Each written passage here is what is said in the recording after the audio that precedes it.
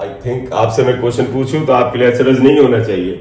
जब हम एक इलेक्ट्रिक डायपोल पे टॉर्क निकालते थे तो उसी स्थान पर हम work done in rotating an electric dipole भी निकाला करते थे। लिखो work done in rotating a magnetic dipole.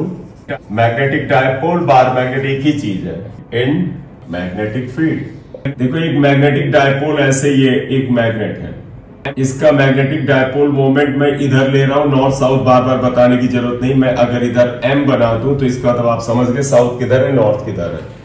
इसके ऊपर एंगल थीटा ले लेते हैं। तुम्हें याद है इसके ऊपर एक टॉर्क लगेगा and that torque is restoring torque और वो एम बी साइन थीटा होगा। बोले बच्चा clear? When dipole makes angle theta then torque M B sine theta. अब वर्णन का तरीका जानते हो आप सभी को, मैं बता दूं मैकेनिज्म क्या है। असल में ये जब ये मैग्नेट बेटा इस मैग्नेटिक फील्ड के पैरेलल था तो साइन जीरो की वजह से टॉर्क जीरो था। लेकिन अगर आपने इसको रत्ती भर ऐसे घुमाया, देखो बेटा जब आप यूं घुमा रहे हैं तो इस टॉर्क के खिलाफ काम कर रहे हैं। यानी जब ये डायपोल इस मैग्नेटिक फील्ड से हल्का सा घुमाया गया तो आपने इस टॉर्क के खिलाफ काम किया। यही टॉर्क इसमें वर्क के फॉर्म में स्टोर हो जाता है। तो वही हम बात करना चाहते हैं कि भैया जब इस डायपोल को, इस मैग्नेटिक डायपोल को मैग्नेटिक फील्ड के साथ डेविएट किया गया then what is the work done. तो इसका एक तरीका तुम्हें अच्छे से याद होगा कि अब हम लेंगे कि अगर इसी डायपोल को एक बहुत ही छोटे एंगल डी थीटा से डिस्प्लेस किया जाए या रोटेट किया जाए तो क्या वर्क डन होगा। तो हम लिखेंगे if it is further displaced by small angle d theta then work done dw equal to, सभी को पता है स्मॉल एंगल क्यों लेते हैं? चलिए मैं ही बताता हूं। अगर भाई साहब ये एंगल थीटा था इसको बहुत बड़ा कर देंगे तो ये साइन थीटा भी तो चेंज हो जाएगा, और जब साइन थीटा चेंज हो जाएगा तो टॉर्क बदल जाएगा। तो हम फार्मूला देखो क्या यूज कर रहे हैं, हम फार्मूला ये यूज कर रहे हैं। सभी लोग पार्टिसिपेट करिएगा। तुम्हें याद है लीनियर मोशन में वर्डन होता था फोर्स इनटू डिस्प्लेसमेंट, लेकिन रोटेशन में वर्डन होता है टॉर्क इनटू ये एंगुलर डिस्प्लेसमेंट। तो ये क्या आएगा बेटा, टॉर्क इनटू एंगुलर डिस्प्लेसमेंट। तो मैं फिर बता देता हूं क्यों छोटा एंगल लेते हैं ये। तो देखो डी डब्ल्यू आप क्या लिखोगे, torque into angular displacement d theta. देखो torque is this angular displacement जो हमने यहां अज्यूम किया है। अब d W equal to torque था एम बी साइन थीटा ई इंटू डी थीटा, ये इक्वेशन 2 आया। अब जानते हो हमने क्यों छोटा एंगल लिया था? अगर बेटा यहां पर थीटा एंगल बड़ा हो जाता तो साइन थीटा में ये थीटा भी चेंज हो जाता। क्योंकि तुम कहोगे कि सर बदला तो अभी भी है, बिल्कुल बदला है। ये थीटा एंगल बदल करके थीटा प्लस डी थीटा हो गया है, लेकिन थीटा के सामने डी थीटा क्या है, इग्नोरेबल है, नेग्लिजिबल है। तो इसलिए हम साइन थीटा को थीटा ही लिख लेते हैं। ये बात समझ में आई है? फिर से रिपीट करूं। ये वर्डन बेटा इतना डिस्प्लेसमेंट करने में आया। हमें बताएं क्या करना है? हमें असल में फाइनली निकालना है कि जब मैग्नेटिक फील्ड से इसका डिस्प्लेसमेंट जीरो से थीटा हुआ था तो कितना वर्डन होगा। लेकिन हम जीरो से थीटा नहीं निकालना चाहते हैं। क्यों? हम जनरलाइज कंडीशन लाना चाहते हैं। तो हम ये मान रहे हैं कि अगर ये मैग्नेटिक फील्ड से पहले किसी समय थीटा 1 डिस्प्लेस था और फाइनली वो थीटा 2 डिस्प्लेस हुआ, तो मैं वर्डन बेटा जीरो से थीटा ना निकाल के थीटा 1 से थीटा 2 निकालूंगा। थीटा 1 की लिमिट आप अपने दिमाग में ले लें कि सर ये बार मैग्नेट था, ये मैग्नेटिक फील्ड से पहले एंगल थीटा 1 डिस्प्लेस था और बाद में थीटा 2 हो गया। तो इस प्रक्रिया में क्या वर्क हुआ? तो मैं इसका यही लिख रहा हूं, therefore work done in rotating dipole, dipole means magnetic dipole, from theta 1 to theta 2। सभी को पता है इसको क्या करोगे, वर्डन अगर लिखोगे यू विल इंटीग्रेट। लिमिट क्या होगी, स्मॉलर टू ग्रेटर लिमिट, यानी lower limit upper limit M B sine theta D theta. आइए पार्टिसिपेट करिएगा। M B is constant taken outside the integration. सभी को पता जब डी थीटा होता है तो थीटा वाला टर्म अंदर होगा, एम बी कॉन्स्टेंट होगा। और डायरेक्ट करेंगे बेटा, integral sine x D x क्या होता है, माइनस कॉस एक्स। हाँ तो ये माइनस कॉस थीटा आ जाएगा, थीटा 1 थीटा 2।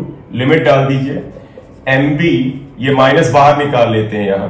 देखो कॉस थीटा की जगह अपर लिमिट थीटा2, कॉस थीटा की जगह लोअर लिमिट थी आएगा, माइनस को फिर ब्रैकेट में ले जाइए तो बेटा देखिएगा ये वर्डन क्या आ जाएगा, ये वर्डन हो जाएगा mb cos θ1 माइनस cos θ2। याद आया, इलेक्ट्रिक डायपोल में भी सेम आंसर आया था, बस m की जगह p, b की जगह e था।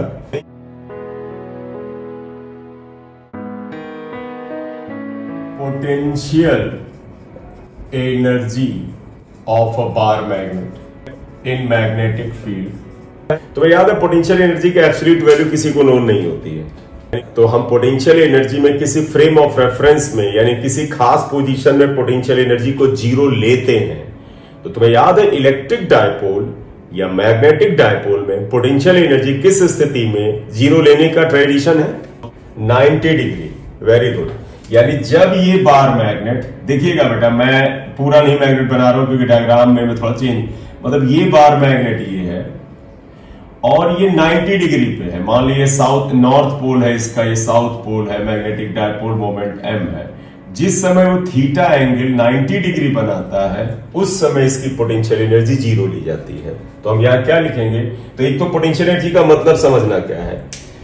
एक बार मैग्नेट, सुनिएगा, एक बार मैग्नेट इनफाइनाइट से यानी मैग्नेटिक फील्ड के बाहर से ऐसे लाया जाए, ऐसे, और थीटा एंगल बनाए हुए लाया जाए तो इस प्रोसेस जो वर्डन होता है उसे पोटेंशियल एनर्जी कहते हैं। तो मतलब ये मैंने डायग्राम बनाया 90 के लिए, लेकिन असल में हम निकालेंगे इसके लिए आंसर, देखिएगा इसके लिए। तो 90 वाले को मैं ब्रोकन कुछ से बना देता हूं ये। तो देखो जब bar magnet north south pole ये हो, जब बार मैग्नेट मैग्नेटिक फील्ड के साथ थीटा एंगल बनाते हुए इनफाइनाइट से ला करके यहां रखा जाता है, तो इस प्रक्रिया में इसके द्वारा किए गए वर्क को हम पोटेंशियल एनर्जी कहते हैं। It is work done in bringing bar magnet या magnetic dipole from infinity into the magnetic field. इसमें नोट क्या है, when theta equal to 90 degree then we take u equal to 0, तब हम u को 0 लेते हैं। ये हमारा यहां पर फ्रेम ऑफ रेफरेंस बता रहा है। Therefore पोटेंशियल एनर्जी, बेटा हम देखो ऐसे करने जा रहे हैं, कृपया ध्यान रखिएगा। Potential energy is equal to work done होता है। कहां से कहां तक work done, work done from 90 to theta. समझ लीजिएगा, potential energy is also equal to, इस डेफिनेशन में नहीं बोला गया, बताया potential energy is also equal to work done in rotating the dipole from 90 degree position to the theta degree position. तो जिस हिसाब से ये मैं करने जा रहा हूं तो डेफिनेशन में तुम्हें उस लैंग्वेज के अनुसार परिवर्तन होगा। अब वो क्या होगा, potential energy is equal to work done in rotating the dipole from the initial position जो कि परपेंडिकुलर थी to the theta angle position. तो हम ये लिख रहे हैं और इसके लिए हम करेंगे क्या, तुम्हें याद है वर्डन होता है mb और यहां तक कॉस।